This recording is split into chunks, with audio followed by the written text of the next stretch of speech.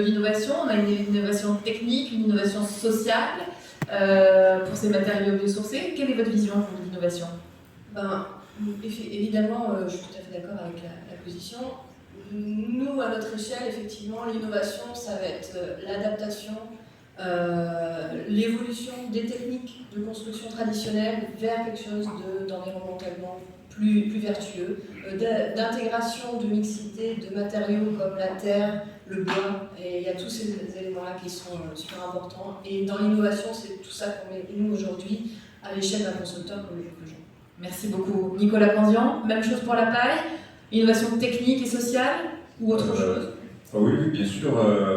D'abord, ce que je veux dire, c'est qu'il y a une innovation importante, c'est que des gens qui n'avaient pas de produits à vendre se sont regroupés pour développer une technique courante à partir d'un produit disponible de plein champ. Donc ça, c'est on parle de la paille. Voilà, la botte de paille, c'est déjà une grosse innovation. Enfin, une innovation. C'est revenir à des choses qui se faisaient avant, des matériaux qui étaient disponibles là, localement, voilà, avec des caractéristiques variables en plus. Il y a une variabilité des bottes de paille, c'est pas toutes les mêmes. Ça, aujourd'hui, dans un univers où on veut tout qualifier précisément, c'est une forme de remise au goût du jour de la variabilité qui est valable dans la terre crue notamment. Et ce sont deux points, je dis, pourquoi c'est des innovations nouveaux? Parce que ce sont deux points qui tranchent avec le chemin qui avait été pris jusqu'à présent par le secteur du bâtiment, qui était plus un secteur d'avoir vraiment des produits qualifiés, précis, etc. Et bon, ça c'est une démarche plus sociale. Et après, au niveau technique, bien sûr, il y a des innovations avec des nouveaux produits qui arrivent, donc de la façon de la paille hachée, du panneau de paille, des techniques constructives qui vont aller vers des nouvelles règles professionnelles, comme la paille porteuse, comme la rénovation, puisqu'aujourd'hui, les règles professionnelles qui existent sont celles juste de remplissage et support d'enduit. Donc voilà. On reviendra sur les matériaux après individuellement. Merci beaucoup Nicolas. Camille, l'innovation c'est quoi pour vous, pour Horizon Bois? Bonjour, alors nous, de notre côté, je parlerai surtout du changement d'échelle, parce que notre travail aujourd'hui, on souhaite changer d'échelle pour les bâtiments en bois, surtout s'attaquer au multi-étages. Donc aujourd'hui, le biosourcé, on a un tissu artisanal très très riche qui s'exprime beaucoup dans l'habitat individuel ou des petites commandes publiques. Mais ce qu'on souhaite aussi, c'est vraiment s'attaquer aux bâtiments, au tertiaire, au logement collectif, et donc proposer une alliance de matériaux et de techniques qui existent déjà, des assemblages qui existent déjà à des échelles plus artisanales, mais voilà, de permettre ce changement d'échelle et du coup de développer les outils nécessaires pour les maîtres d'œuvre, les maîtrises d'ouvrage et aussi s'attaquer aux volets réglementation. C'est la fameuse démocratisation quand on ne veut pas parler de massification. On peut dire ça. Merci beaucoup Camille. Alors, qui je n'ai pas interrogé? Alors, je ne sais pas. Allez, Florence. Bonjour à tous. Alors, pour nous, l'innovation rejoint effectivement toutes les personnes de la table ronde, d'ailleurs l'innovation technique, l'innovation réglementaire, la transposition. Et effectivement, pour aller vers la massification, il faut aussi donner les outils pour permettre aux bureaux d'études de pouvoir valoriser, parce que les matériaux biosourcés ont des grosses qualités qui n'ont pas certains matériaux, qui ne sont pas reconnus à l'heure actuelle. Il faut le faire savoir. Voilà, il faut le faire savoir et après, il faut donner les moyens de les valoriser. Merci beaucoup Florence. Yannick?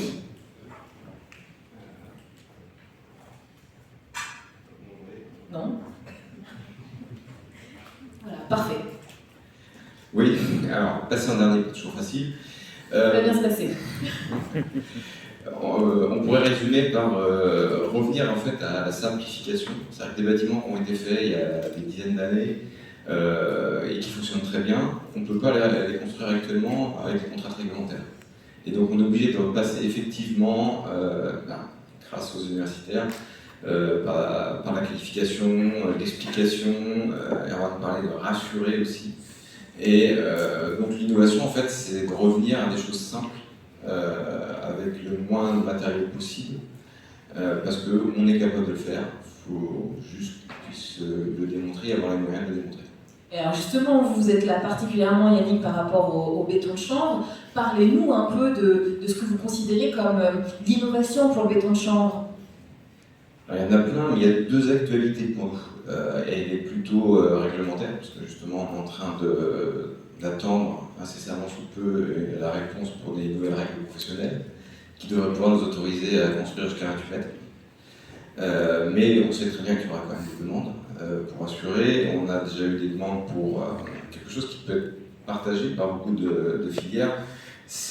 On parlait de mixité de matériaux, on nous a demandé d'évaluer l'impact de la reprise en eau du bois quand on est en contact des matériaux humides.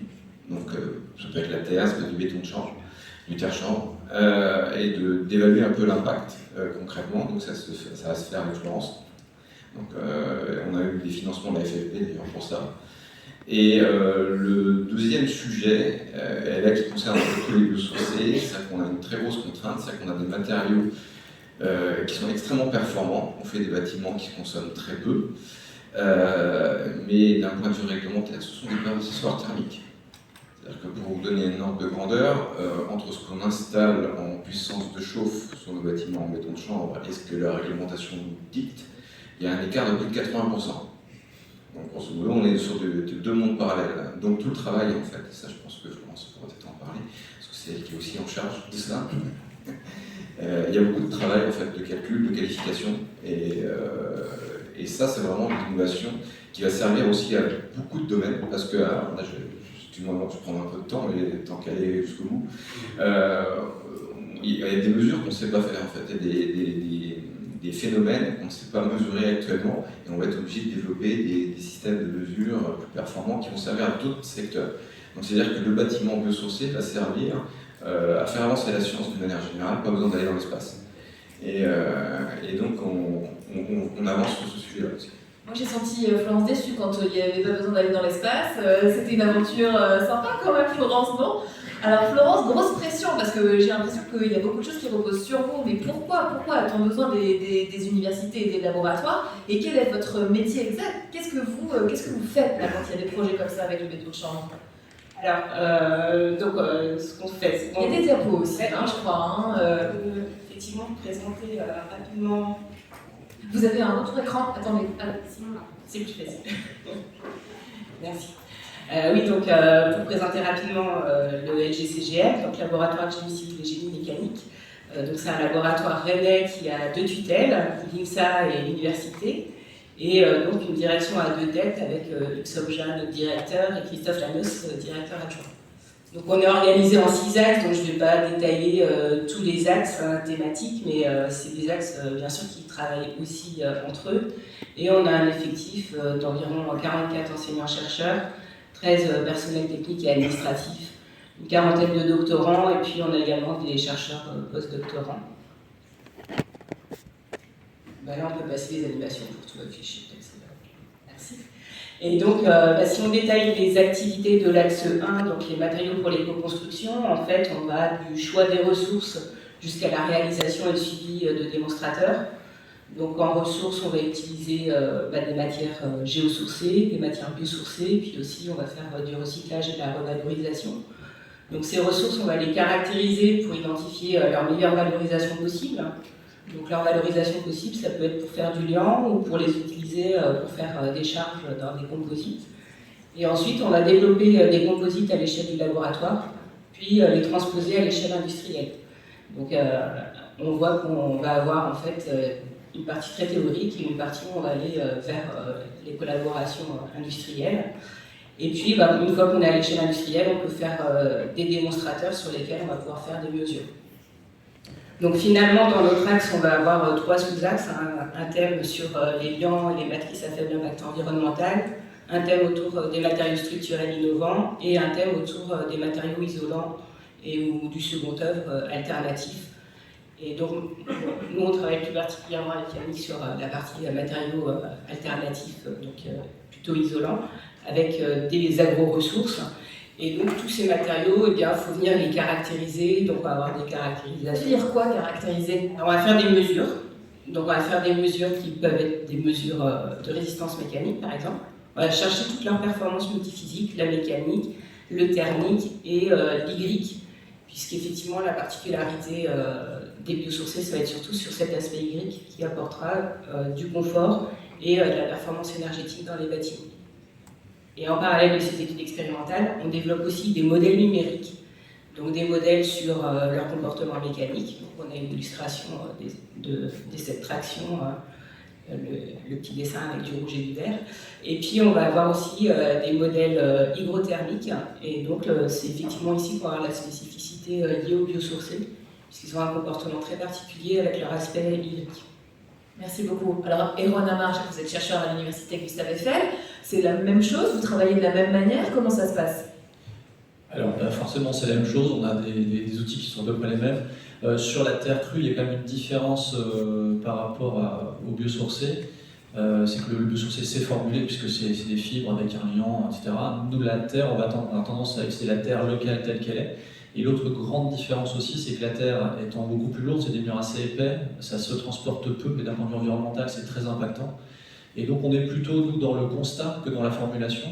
Et donc on est plus en train de développer des méthodes de contrôle de la performance des éléments d'ouvrage produits par les maçons.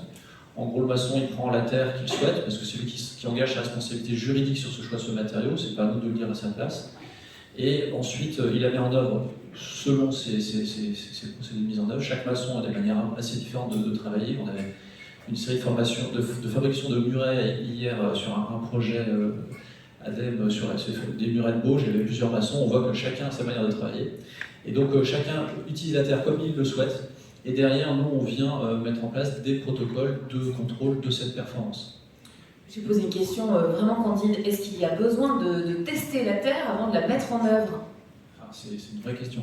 Alors ça, c'est je renvoie pas au sujet de recherche sur lequel je travaille, sur la convenance des techniques vis-à-vis des terres locales. J'essaie de changer les termes parce qu'en fait, c'est cette question, c'est plutôt de savoir quelle technique est adaptée aux terres qui sont exprimes localement.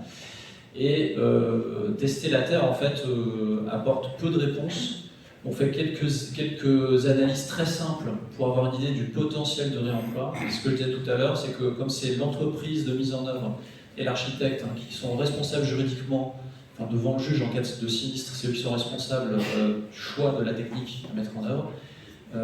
Finalement, ce choix leur revient et on leur laisse décider. Et finalement, nous, on peut simplement, c'est ce qu'on fait avec le collectif terroir marocain, Frédéric en a parlé tout à l'heure. Nous, on intervient en amont, on regarde les analyses de sol, on a quelques études analyses assez simples avec la classification du guide des terrassements routiers pour ceux à qui ça parle, mais je pense que ça parle à pas grand monde. Ça parle pas. Pas grave, c'est pas grave, c'est une classification simple, très connue par les terrassiers. Si les terrassiers dans la salle, ils comprendront très bien ce que je dis. Et à partir de cette caractéristique-là, on sait dire s'il y a un potentiel de réemploi des différentes couches de sol qui vont être excavées. Et derrière, c'est des maçons qui vont venir tester ces matériaux. D'accord, merci beaucoup. Et l'actualité de la terre crue, il y en a une au niveau innovation, ou il y en a plein? Alors, il y a le projet national Terre Crue, qui est un grand projet qui regroupe, on va dire, tous les chercheurs et les praticiens à l'échelle nationale pour justement produire des éléments de doctrine technique. Alors, on n'est pas sur de la proposition d'innovation de matériaux, on est sur la proposition d'éléments de validation des guides techniques, des codes de calcul pour la thermique, l'acoustique, la sismique, pour tous ces sujets-là. C'est vraiment accompagner la mise en œuvre, là. C'est exactement ça, c'est pour aller vers des règles professionnelles pour la construction en terre. Aujourd'hui, il y a les guides de bonne pratique qui existent sur toutes les techniques de construction en terre. Ce qui manque, c'est un volet justement en plus ingénierie. Et donc, c'est au labo de recherche de bosser. On a l'impression que ça traîne quand même. Non, mais parce que ça fait longtemps qu'on en entend parler. Non, mais je me battrai. Oui. Exactement, je vais donner un exemple qui est très simple. Je suis arrivé à l'IFSTAR à l'époque, l'Université Gustave Eiffel aujourd'hui, il y a 12 ans. Ça fait 12 ans que je cherche à avoir un financement pour travailler sur la Bauge. J'ai eu financé un master recherche. J'ai enfin un financement on a enfin décroché un financement de 800 000 €. Il a fallu attendre 12 ans. Bravo, on sait très bien que c'est des temps longs, c'est beaucoup de temps, il faut convaincre. C'est surtout qu'en fait, c'est difficile d'avoir des financements sur des matériaux locaux non innovants. Parce que je suis désolé de le dire, la terre, c'est pas innovant aujourd'hui, c'est juste une technique traditionnelle. Mais non, les filières à la pointe de l'innovation. Je suis d'accord, mais je pense qu'il faut mettre les pieds dans le plat aussi, c'est que là, on parle de techniques de construction en terre traditionnelle. Et c'est bien ça qui pose problème, c'est que comme il n'y a pas cette innovation technique, l'innovation réglementaire et sociale, elle n'est pas prise en compte dans cette image-là. Et c'est ça qui a fait que ça a pris beaucoup de temps pour pouvoir financer ces projets-là. Merci beaucoup. Alors, on va revenir sur le béton de chanvre. C'est quoi l'actualité du béton de chanvre et vous en êtes où, Florence, dans tout ce que vous avez indiqué là tout à l'heure? Parce que je crois qu'on compte sur vous, apparemment. Yannick a dit c'est Florence. Donc, Yannick me met beaucoup au boulot. donc vous avez compris. Donc effectivement, en fait, il y a plusieurs volets. Il va y avoir le volet finalement sécuriser aussi la filière avec les problématiques de reprise en eau dont parlait Yannick. Donc là, c'est effectivement un projet qu'on démarre et en parallèle. Il y a des secrets. On démarre en fait un autre projet avec Yannick et. Sur quoi on a le droit ou pas? Yannick est mitigé. Ah, mais super. Attends, Vous m'en dites pas alors. on a une thèse qui va démarrer à la rentrée là, donc pour aider finalement à la mise en place de l'industrialisation chez Canwood, où on va étudier tout ce qui va être séchage, donc en complément finalement du projet avec la FFB, et aller jusqu'à l'étude de nouveau du comportement in situ. Enfin, ça sera en incendie climatique, mais ce sera à l'échelle de la paroi. Voilà, Yannick, il va falloir nous parler de Canwood, parce que là, quand même, excusez-moi, je vous coupe, Florence, mais parlez-nous de Canwood. Bon, c'était pas prévu, mais bon, Vous me remercierez tout à l'heure. Oui, ben merci. Un petit coup de cidre, comme ça, rapidement. Donc c'est... Ce que vous voulez dire, hein, pas plus. Oui, alors c'est un projet qui est initié par notre première société, l'Ecohabitat, qui a fait en 2018 un premier bâtiment en panneaux ossature bois isolé en chanvre préfabriqué, donc hors site. Donc c'est quelque chose que l'on a en idée depuis ces années-là et qui se concrétise à la fin de cette année par la mise en place d'unités de production de remplissage d'ossature bois en béton de chanvre, qui va permettre de massifier, de réaliser des immeubles jusqu'à 7 étages de façon assez rapide, en permettant de simplifier, de gagner du temps en phase chantier, et aussi parce que le béton de chanvre, nos matériaux ne sont pas forcément si faciles à mettre en avant. C'est aussi diminuer la pénibilité en fait, du travail.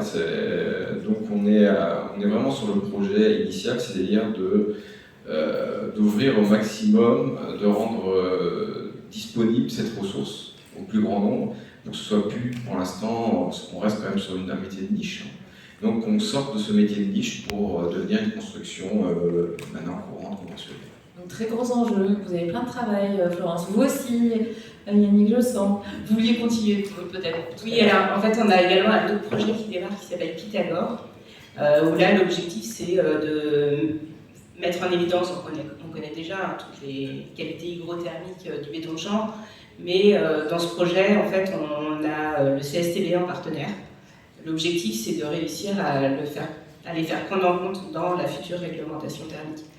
Donc on va avoir des mesures de nouveau de l'échelle laboratoire à l'échelle paroi sur différentes formulations de béton de chanvre, et effectivement en intégrant des partenaires comme le CSTB, ça va permettre peut-être enfin de les intégrer à la réglementation. Merci beaucoup, merci à tous les deux. Nicolas, tu as défloré le sujet un petit peu tout à l'heure, mais c'est pas grave. Les actualités de la paille. Oui, alors donc il y a des nouveaux produits qui arrivent, bon ça fait 2-3 ans, mais bon, c'était pendant longtemps la botte de plein champ, là il y a la botte à façon, il y a le panneau de paille, il y a la paille hachée, donc ça permet d'ouvrir d'autres domaines d'emploi. Ensuite on va travailler sur des nouvelles règles professionnelles, donc sur la paille porteuse et sur la rénovation, qui est très attendue. On a déjà des chantiers, une centaine de chantiers en France de rénovation avec de la paille. Et rénovation en botte de paille ou Oui. paille hachée? Alors, il y a les deux, il y a la paille hachée, la botte de paille, le panneau de paille aussi. Voilà, différentes techniques qui vont arriver, on l'espère assez rapidement.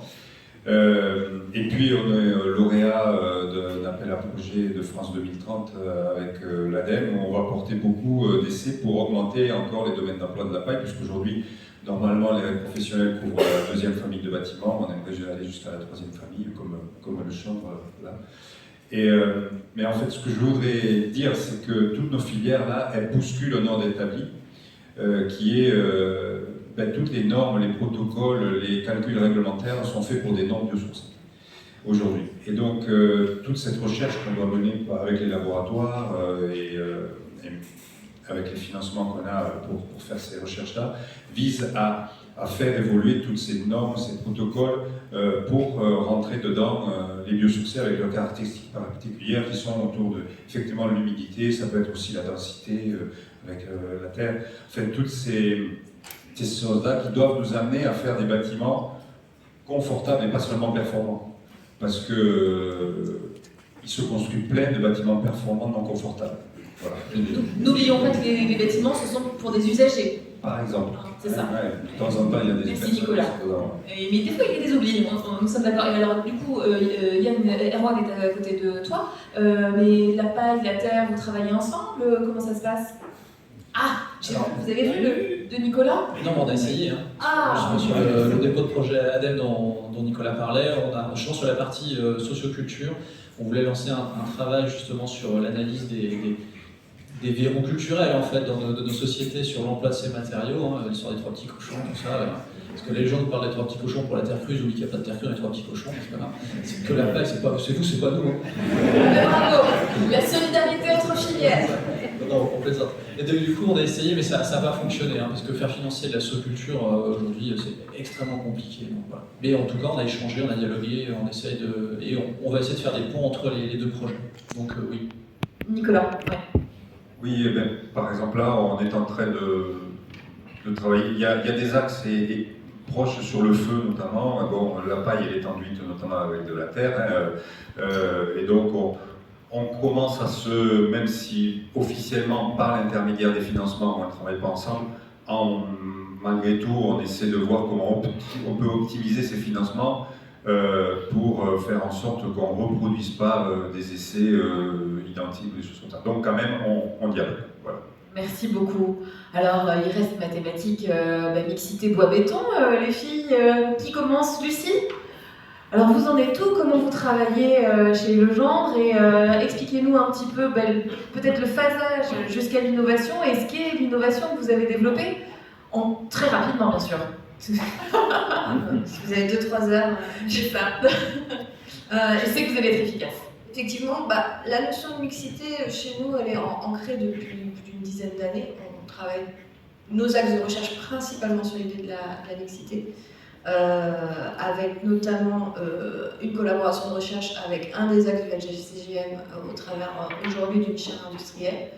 C'est encore Florence. Non, autre axe structure, donc ça va être plutôt Hugues-Somja qui est là, auquel on a fait plusieurs thèses de doctorat. Aujourd'hui, on a encore 2 thèses de doctorat en cours sur la mixité, notamment bois-béton, parce qu'il y a plein de choses à chercher, il y a plein de choses à réfléchir. Et donc depuis 2020, on a développé l'idée d'un plancher bois-béton. Donc principalement, donc, sur le principe dans l'idée de massifier et nous d'intégrer un plancher bois-béton qui soit totalement adapté aux techniques de construction que l'on pratique au quotidien dans le groupe Legendre. Et quand vous dites massifier, c'est quoi derrière? C'est-à-dire que c'est multiplier, c'est dans la multiplicité, c'est ce qu'il est un peu l'ambition à la fin, ça serait que en fait on puisse répondre à l'ensemble des planchers qui puissent être transformés en supprimant le béton qui est aujourd'hui inutile dans un plancher en plancher multi-bois-béton. Ça serait, je dirais, l'idéal à la fin, mais en tout cas c'est dans l'intention. On doit aujourd'hui dans nos techniques de construction traditionnelles, sans historiquement plus de béton, enlever le béton qui est inutile et le remplacer par, on parle plancher bois-béton, mais on parle aussi évidemment de la terre et autres, des façades à ossature bois, évidemment, ça rentre dans nos axes de recherche, mais comment nous, à l'échelle d'un constructeur, d'échelle effectivement, de bâtiments, on sait nous les intégrer et les intégrer pour faire des bâtiments où les gens vont vivre et effectivement qui sont adaptés au marché auquel on répond. Et pour ce produit, je peux parler de produit, plancher bois béton, vous en êtes où? On en est où? Structurellement, il a été qualifié déjà depuis 2021. Il y a une thèse de doctorat encore en cours sur une thématique. C'est encore important parce qu'effectivement, développer un procédé, c'est aussi développer toute la connaissance scientifique qu'on va y mettre derrière. Donc ça, c'est encore important qu'on tient à faire systématiquement.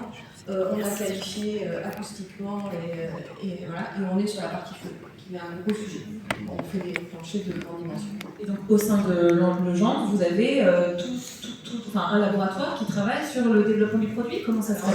Nous, on est vraiment sur plutôt l'idée d'une petite équipe agile, intégrée et isolée au groupe Legendre, mais qui sait faire le pont entre la partie scientifique de tous les laboratoires, que ce soit CSTV, on en a parlé, CERIB, LGCGM, vers l'entreprise. Et on doit, nous, en tant qu'entité de R&D, autant connaître comment ça va être mis en œuvre, quelles sont les problématiques qu'on va rencontrer sur chantier, et comment ça va être intégré sur chantier, comment ça va être caractérisé en laboratoire, et pouvoir parler avec les gens scientifiques et faire une sorte de pont.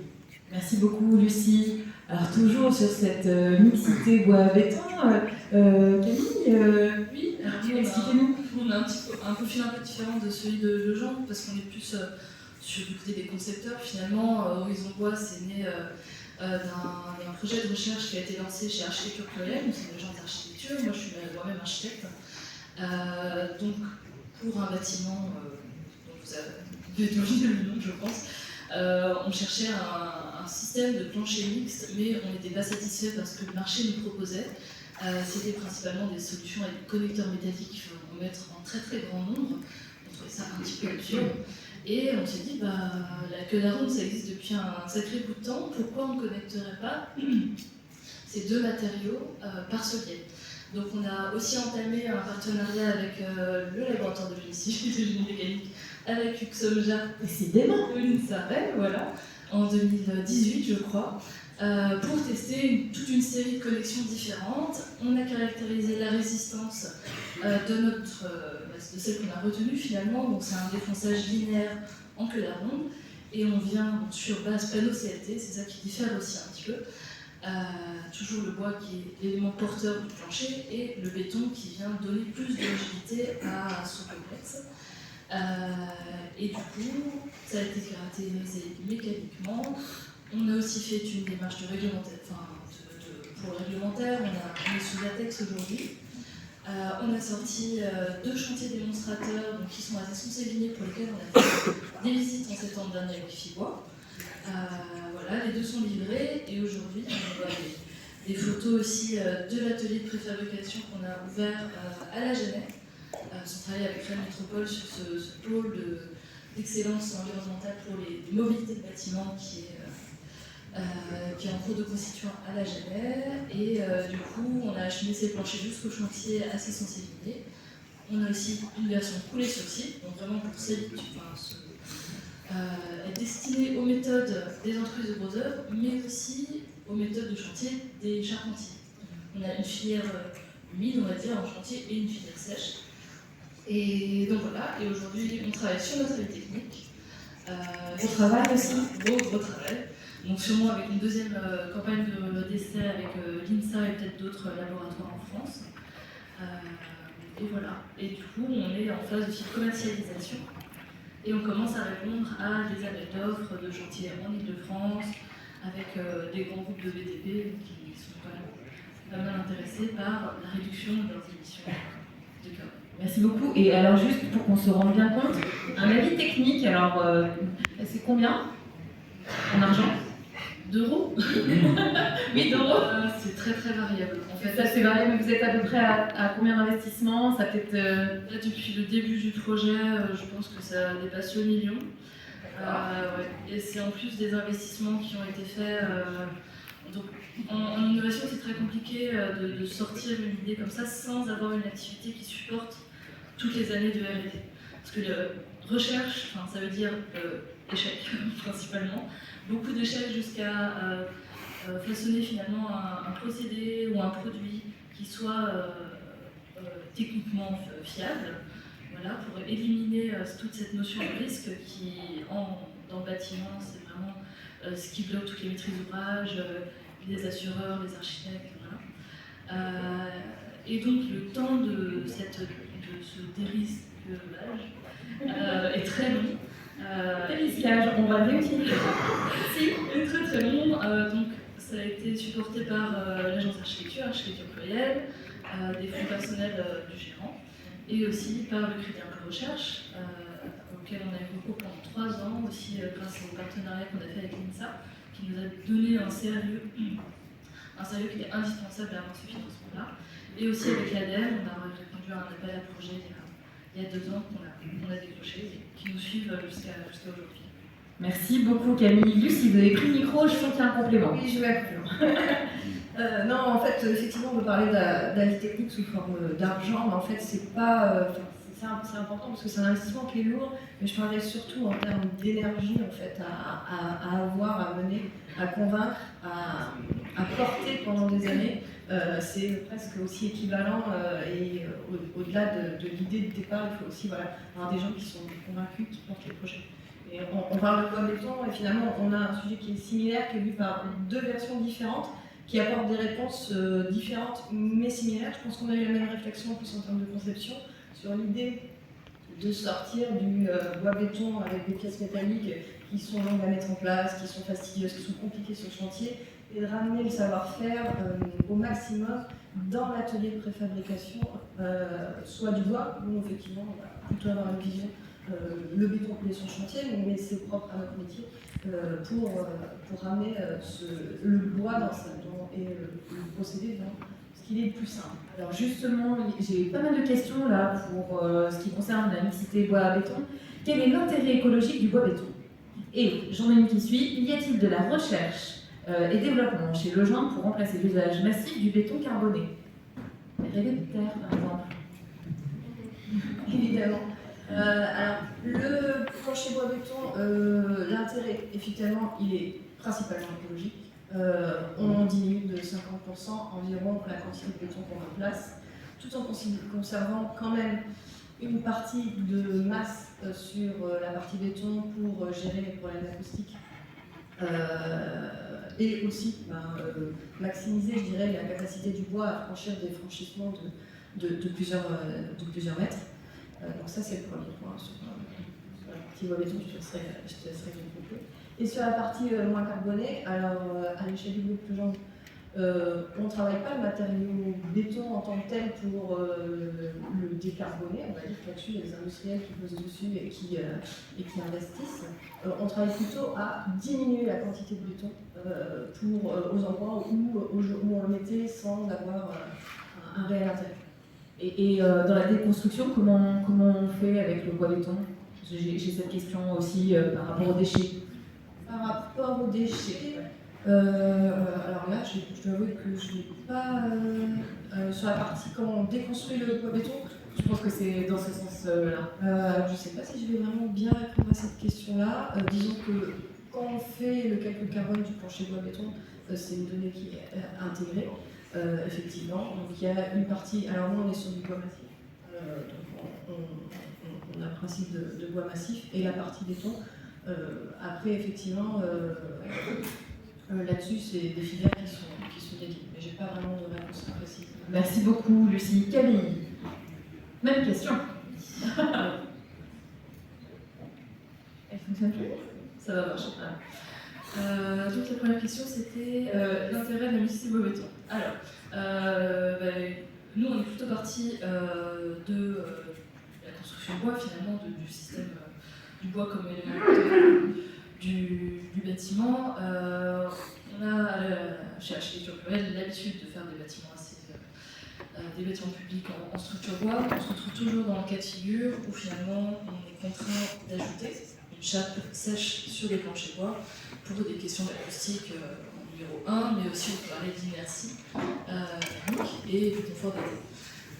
On était assez désolés de voir que cet ajout de chape finalement était un point mort sur les structures bois et conduisait à surdimensionner le plancher pour porter cette chape. La mixité bois-béton, c'est un concept qui existe depuis longtemps, donc on s'y est penché. Comme je vous disais, les solutions qu'on avait trouvées ne nous convenaient pas, mais ça nous a amené à ça. Mais dans mixité, il faut bien comprendre, c'est une mixité mécanique, c'est pas juste on mélange les deux matériaux, on les superpose, c'est on les liaisonne, on les connecte, et on fait que cette chape devienne une dalle de compression et qu'elle participe à rigidifier le plancher. Donc ça permet de franchir des plus grandes portées avec la même quantité de bois. Et finalement, le béton qu'on aurait de toute manière mis pour des questions de contraintes acoustiques devient structurel. Merci beaucoup. Et sur la partie déchets, rapidement, il y a des possibilités ou... Oui, alors ça, sur la réflexion effectivement sur la déconstruction est très intéressante, mais, et puis en plus on est obligé de la faire dans le cadre de la rédaction des LDES, mais c'est un élément structurel.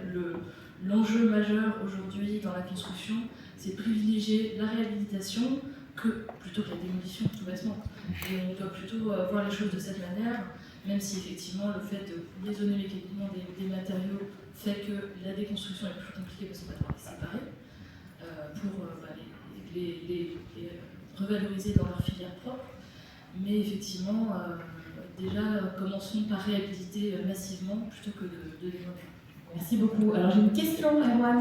Je pense que c'est plutôt vous. Travaillez-vous sur les planchers bois terre crue? Alors, pas directement, mais on a eu des sollicitations d'architectes pour nous demander comment on fait des planchers en bois terre crue. Et donc, moi je ne suis pas constructeur, j'ai renvoyé sur des maçons parce qu'eux ils savent faire. Mais c'est vrai que c'est une question qui est pas facile. Mais la terre remplacerait tout à fait, d'un point de vue acoustique, le béton sans difficulté. Le problème, c'est la résistance mécanique. Donc, il faut trouver une solution pour. Alors, en fibrant beaucoup, par exemple, pour éviter les fissures de retrait, etc., les mouvements, et puis en mettant un petit plancher bois par-dessus, il y a moyen de faire quelque chose d'assez intéressant, et qui, du coup, est beaucoup moins carboné. Merci beaucoup. Question, et c'est pour. Je pense que ça va plutôt être Yannick. On parle de béton de terre, de chaux ou de ciment? Point d'interrogation, on parle de quoi? Expliquez-nous la différence, comment ça se passe. Pour le béton de chanvre. Alors là, j'ai une question. On parle de béton de terre, de chaux ou de ciment? Alors, dans le cadre des règles professionnelles, béton de chanvre, on parlait de liant et granulat, sachant qu'effectivement la chaux aérienne est le liant privilégié pour l'instant. Remplacer ce liant assez carboné par de la terre, effectivement, c'est un sujet qui nous préoccupe et qui est un sujet qui intéresse beaucoup de monde, et nous en premier, mais on n'est pas dans les règles professionnelles. Donc tout chemin de 20 ans que nous avons réalisé, il faudra le raccourcir pour y arriver, mais effectivement, pour l'instant, pour le béton de chanvre, c'est de la chaux et de la chaux-de-botte, comme le disait Gérard, et effectivement, avec pour objectif, pourquoi pas faire du terre-chanvre, etc. Merci beaucoup. J'espère que c'est plus clair. Bérangère Aranda se pose aussi la question: que signifient des matériaux composites dans le cadre des matériaux biosourcés et géosourcés? C'est quoi un matériau composite? Florence, Erwan, qui veut répondre? Florence, elle était partie pour le micro. Merci Florence. Quand on dit matériau composite, en fait, c'est un matériau composé de plusieurs éléments, dans le sens où je l'ai dit tout à l'heure. Et donc, effectivement, le biosourcé, en fait, dans les photos qu'on voyait tout à l'heure, on est allé sur un projet européen qui s'appelait Isobio. L'objectif, c'était d'aller vers des panneaux 100% biosourcés pour faire de l'isolation par l'extérieur. Et donc, on développait aussi des liants agro-sourcés, donc en faisant des extractions, par exemple, sur les agro-ressources qu'on avait à disposition. Donc, on va avoir un élément qui va être la charge, donc, ça peut être des granulats de chanvre, mais il y avait aussi du colza, du lin, etc. Et puis le liant, là on était allé vers de l'agro-sourcé, qui était un peu plus innovant, entre guillemets, que ce qu'on fait habituellement. C'est vrai qu'on travaille beaucoup avec de la chaux pour les bétons chanvre, et on fait également du terre-chanvre. Merci beaucoup. Alors, on a fait un peu le tour des innovations. Qu'est-ce qui est difficile pour innover? On a déjà vu, il y a l'espace-temps, il y a le temps, il y a le coût. Est-ce que l'un de vous veut intervenir? Quelle est la difficulté majeure pour vous pour innover pour les matériaux biosourcés et géosourcés? Vous ne voulez pas vous lancer dans la liste? Allez, Nicolas. C'est aussi ça a été dit par Erwan, c'est le regard qu'il y a, mais à tous les niveaux. Hein, je veux dire, grand public, professionnel, laboratoire. Je ne parle pas des laboratoires universitaires qui sont eux dans la recherche et l'innovation permanente, mais je parle des laboratoires comme le CSTB ou le CERIB, etc. Voilà, ils sont intéressés, hein, mais c'est compliqué pour eux parce que comme je l'ai dit tout à l'heure, normes et protocoles sont faits pour les non biosourcés et pas pour la terre crue non plus. Donc ça leur demande de revoir complètement là en ce moment par exemple, même pour le vrac, hein, ne serait-ce que le vrac, le CSTB reconnaît que la mesure de la conductivité thermique sur le vrac aujourd'hui n'est pas, ils sont en train de revoir leur protocole. Ils ont plein de protocoles à revoir. Et ça c'est une inertie, parce que ce sont des normes, donc il faut les modifier, etc. Donc il y a cette inertie-là, normative et réglementaire, qui fait que même si on a des exemples qui fonctionnent, des retours d'expérience fameux sur tous les biosourcés, ça demande du temps de changer cet aspect-là. Donc finalement, ça vous demande aussi à vous du temps pour aller convaincre, aller prouver. C'est ce qu'on entend. Oui, bien sûr. Alors c'est pour ça qu'on va chercher, on répond à des appels à projets qui nous permettent justement de travailler avec ces laboratoires, et comme ça a été dit, c'est-à-dire qu'on intègre dans nos appels à projets le CSTB, le FCBA, le CERIB, etc., pour effectivement passer du temps avec eux et faire avancer les sujets. Alors il y a Maria Sanchez de l'AQC qui est là, je ne sais pas où... Ah, coucou, je suis contente de te voir, j'en profite. Et tu nous fais une petite précision, sur la vie technique. Le coût de l'instruction de la tech est relativement faible par rapport à celui des règles professionnelles. Essai de justification d'aptitude à l'emploi et aux réglementations. Est-ce que l'un de vous peut rebondir là-dessus? J'ai lu les notes bêtement. Si tu peux préciser, Marie? Oui, après la position, on t'entend pas.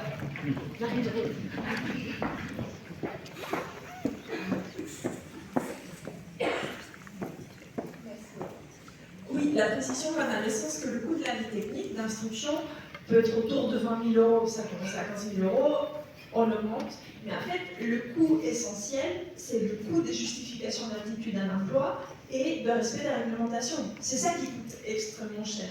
Et en fait, ça doit être fait en principe pour chaque produit ou chaque règle professionnelle que l'on écrit. Et donc, il y a souvent en fait une confusion entre le coût en soi de la vie technique et le coût du développement de produit. Donc, on ne peut pas dire que la vie technique coûte 1 million €, et je pense qu'il est important de le préciser. Je me permets. Non, effectivement, j'englobais tous les essais, le travail avec des experts qui sont là-dessus, parce que nous, au sein de l'entreprise, nous sommes deux, hein, donc on n'est pas tout seul à prendre un avis technique. Et oui, c'était ça, et puis le coût de la tête aussi, qui représente un préalable indispensable au travail de la vie technique. Merci pour cette précision, ces précisions. Pour vous, quelle est l'opportunité? Est-ce qu'il y a une opportunité à innover pour les filières? Vous la metteriez où, l'opportunité d'innovation? Ah, elle n'est pas facile celle-là. Parce que finalement, il y a forcément un enjeu de démocratiser. En fait, on voit bien qu'il y a une tendance quand même forte qui est d'aller vers ces techniques-là, hein, une demande en tout cas de la maîtrise d'ouvrage public et certains privés aussi, notamment dans l'habitat social. Donc il y a une augmentation de la demande. Moi je dis qu'il y a, ça a été soulevé tout à l'heure par Nicolas, qui est de dire oui, d'accord, pendant 20 ans, 30 ans, on a mis sous le boisseau les biosourcés, les géosourcés comme la terre, hein, on les a, entre guillemets, empêchés d'aller vers le grand marché. Et puis tout d'un coup, on leur dit, maintenant il faut massifier, hein, parce qu'on doit décarboner. Donc la marche, elle est peut-être un peu haute. Donc comment on fait pour programmer cette évolution pour ne pas perdre la qualité? Donc oui, il y a de l'opportunité parce que la demande augmente, mais il y a le risque de faire n'importe quoi, et nous, on n'a pas envie, comme l'a dit Nicolas tout à l'heure. Merci beaucoup. Alors une question de Benoît du CPA. Peut-on innover en préservant l'intérêt général en open source, hors système propriétaire. Alors, mesdames, messieurs. Les deux sont possibles, mais effectivement, les règles professionnelles, ce serait bien ça, c'est bien de l'open source. Les entreprises, que ce soit pour la paille, la terre de change, travaillent, comme l'a répété Johan, de façon bénévole pour le bien commun. Donc, nous, on est une entreprise de 12 personnes. Mon associé Christophe a passé, on a calculé plus de 340 heures rien que pour défendre les règles professionnelles cette année. Donc, c'est un investissement pour nous, mais il va bénéficier pour l'ensemble de la profession. Et effectivement, on est dans le pur open source, quoi, à condition de se former, de respecter les règles. Et tout, voilà. Là, il n'est pas propriétaire par une entreprise. Et justement, pour rebondir aussi à la question, c'est-à-dire que ces techniques-là, open source, les matériaux, commencent à avoir l'oreille d'entreprises générales, plus connues, bon, voilà, le genre en fait partie, où effectivement ils commencent à s'intéresser pour intégrer dans leurs ouvrages ce type de matériaux, ce type de construction. Et donc là, en termes d'opportunités, effectivement, pour nous, ça nous oblige effectivement à changer d'échelle, changer un peu nos habitudes, nos a priori, parce que nous aussi on a évolué. Et ça, c'est aussi une innovation aussi en termes, pour nos entreprises, en termes de pratiques quotidiennes. Donc c'est sur on est sur du développement en fait. Oui, de voir carrément de la transformation, de la mutation. D'accord, merci beaucoup. Erwan.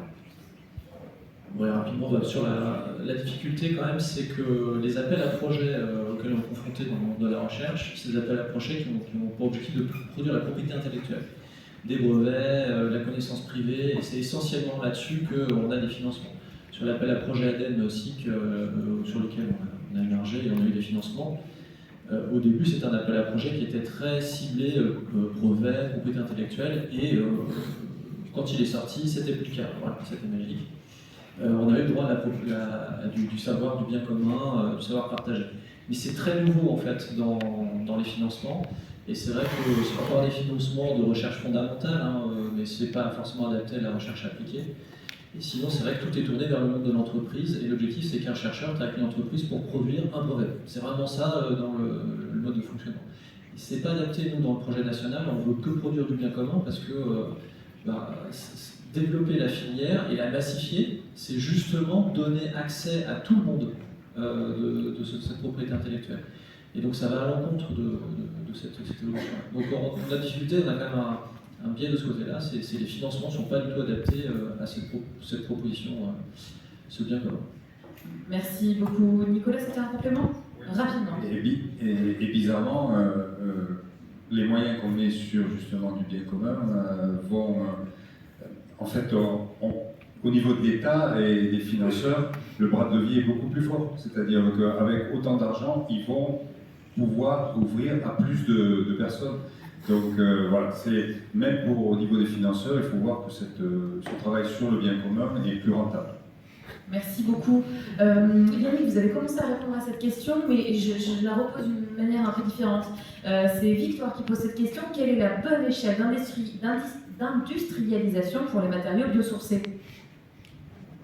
Alors là, je réponds que de mon point de vue. Nous, ce serait quand même local. Nous, on essaie d'avoir... on dimensionne notre outil pour être en Grand Ouest. Pour avoir des approvisionnements qui sont à cette échelle-là, que ce soit pour la paille, que ce soit pour le liant aussi, et aussi pour la pose, etc., et pour les partenariats qu'on va pouvoir développer. Donc ça, nous, c'est notre échelle. Pour un canot, je sais pas, pour des artisans, nous, ce sera autour de 50 km. Voilà, chacun aura son échelle en fonction de sa problématique. Merci beaucoup. Est-ce que l'un d'entre vous a une autre vision ou souhaite répondre à cette question ? De façon très ouverte, en fait, ça dépend totalement du type de biosourcé qu'on va rencontrer. On l'a vu tout à l'heure dans la présentation sur le bois. Effectivement, il y a différents types de bois. Il peut être transformé, pas transformé, et il y a plein de choix. Évidemment, dans une démarche environnementale, le local fait plus de sens. et dans certains cas, est le seul sens qu'on peut trouver, notamment dans la terre, parce que transporter des tonnes de terre, on perd carrément le sens initial de la démarche. Donc je pense qu'il y a cette réflexion-là, elle doit être portée, le matériau par sourcé ou géosourcé à chaque fois. Merci beaucoup. Florence, c'est certainement une question pour vous, mais il y aura peut-être des compléments. Marcos qui demande où en sont les polymères biosourcés. Et pouvez-vous nous expliquer ce qu'est un polymère avant de répondre à la question? Rapidement. Alors moi je ne suis pas dans les polymères justement, donc je préfère pas dire de bêtises, mais bon, sur les polymères, je ne sais pas si c'est par rapport aux applications au bâtiment ou si c'est les polymères au sens large. Je pense que c'est plutôt bâtiment, plastique. On est au bâtiment là. Alors je ne sais pas sur... Moi, je peux parler pour la filière chanvre parce que je suis en contact avec les agriculteurs et avec la chambre d'agriculture. Donc, effectivement, pour le chanvre, quand on produit de la paille de chanvre, il y a toujours de la poussière. Et donc, elle va se servir pas de polymère, mais plutôt de charge pour diminuer la part de produits carbonés. Et il y a aussi des projets en Bretagne pour remplacer en fait la cellulose ou les emballages à usage unique par de la paille de chanvre. Donc là, on va faire des procédés le plus simples possible, mais retransformer la matière végétale pour en faire un polymère, on n'y est pas. Nous, on n'a pas encore de retour. Après, oui, en plastique.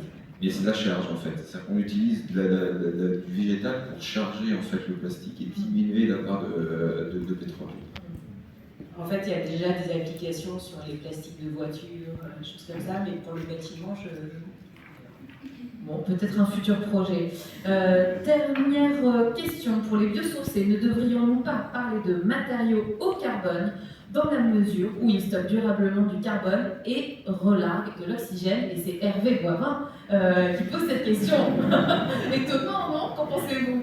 Alors, cette question de haut carbone, matériaux haut carbone, vous êtes convaincus? Quand on parle d'empreinte carbone, en général, c'est plutôt le carbone qu'on émet qui va être impactant sur l'environnement. Et effectivement, on va stocker beaucoup de carbone, donc on va être un haut puits de carbone, plutôt qu'un haut carbone. Merci beaucoup. Et pour conclure cette table ronde, tous les 6, quel message, qu'est-ce que vous avez envie de partager à l'Assemblée avant de clôturer? En un mot ou une phrase. Camille, êtes-vous inspirée? Oui, on a vu qu'il y avait plein d'architectes dans la salle. Donc en fait, on va, je pense, vous transmettre le relais aussi. Et on est tous là pour vous renseigner, aussi comme les organisateurs de l'événement, sur. Il doit y avoir plein de questions sur comment on met en œuvre toutes nos solutions et nos savoir-faire.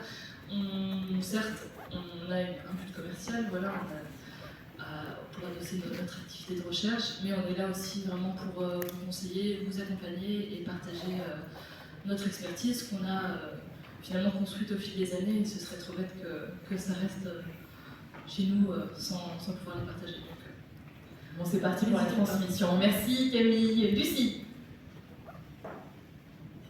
Je vais reprendre un petit peu ce qu'a dit Camille parce que c'est très intéressant. Je trouve que effectivement l'innovation aujourd'hui, elle se fait plus dans un labo de façon discrète, elle se fait de façon collaborative, elle se fait avec des laboratoires et d'autres entreprises. Et aussi, finalement, la collaboration entre les filières est aussi importante parce que si on reste dans notre écosystème, bah en fait, à un moment, on vient tourner un peu. Mais, et je pense qu'il y a plein de bonnes idées à aller pêcher aussi dans les autres filières et de voir à quel moment il y a le point commun et savoir le détecter, c'est aussi super important. On l'a vu récemment, alors des fois, c'est juste pas le bon moment, mais pour autant, il faut créer ces ponts de façon régulière pour que quand la bonne idée se crée, on soit prêt. Et c'est ça qu'on travaille. Merci beaucoup Lucie. Et Rohan? Pour moi, l'innovation, elle est d'abord dans les esprits. Il faut qu'on change la manière de penser et surtout qu'on mette de côté un peu des craintes, des peurs, des biais culturels qu'on a généralement pour se dire que c'est possible. On peut prendre un matériau naturel offert par la nature, non transformé, et l'utiliser pour habiter dedans. Et vous verrez, c'est très sympa, on y vit très bien. Merci beaucoup. Merci Rohan. Et là je rejoins tout à fait ça, et là c'est collectivement qu'on peut faire ça, c'est-à-dire qu'autour de nous, on fait changer les imaginaires. Et puis, moi je voudrais rajouter l'aspect des savoir-faire.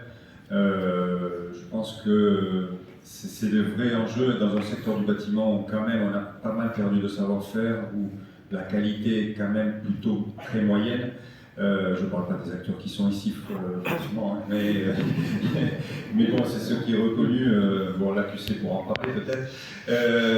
Et donc, je pense qu'il y a vraiment ce sujet-là du savoir-faire pour renouer avec de la qualité. Voilà. On ne veut pas perdre cette qualité des bâtiments. Merci Nicolas. Florence? Donc on a vu, on a besoin d'innovation technique, on est dedans. L'innovation sociétale, effectivement, va être très importante, parce que j'ai aussi eu des retours de projets où sur des bâtiments de logement, finalement ça ne s'est pas fait parce que en fait c'était des bâtiments sociaux et le bailleur avait peur que ça soit mal perçu en considérant que finalement c'était parce que c'était un bâtiment social. C'était en terre, donc voilà, donc effectivement l'image sociétale est très importante.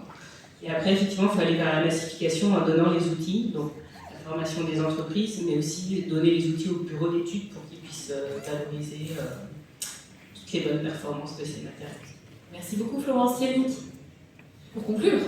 Pour conclure, je rappellerai un peu ce que dit la palissade, mais l'innovation, c'est quelque chose qu'on n'a pas fait. Donc c'est quelque chose qui n'est pas maîtrisé. Donc il faut aussi avoir conscience de ça, c'est-à-dire qu'on peut maîtriser voilà, le béton de chambre, on a mis plein, mais on va commencer à le poser à 28 mètres en plein vent face à des tempêtes, c'est quelque chose qu'on n'a pas fait. Donc il faut aussi que les maîtres d'ouvrage prennent conscience de ça aussi.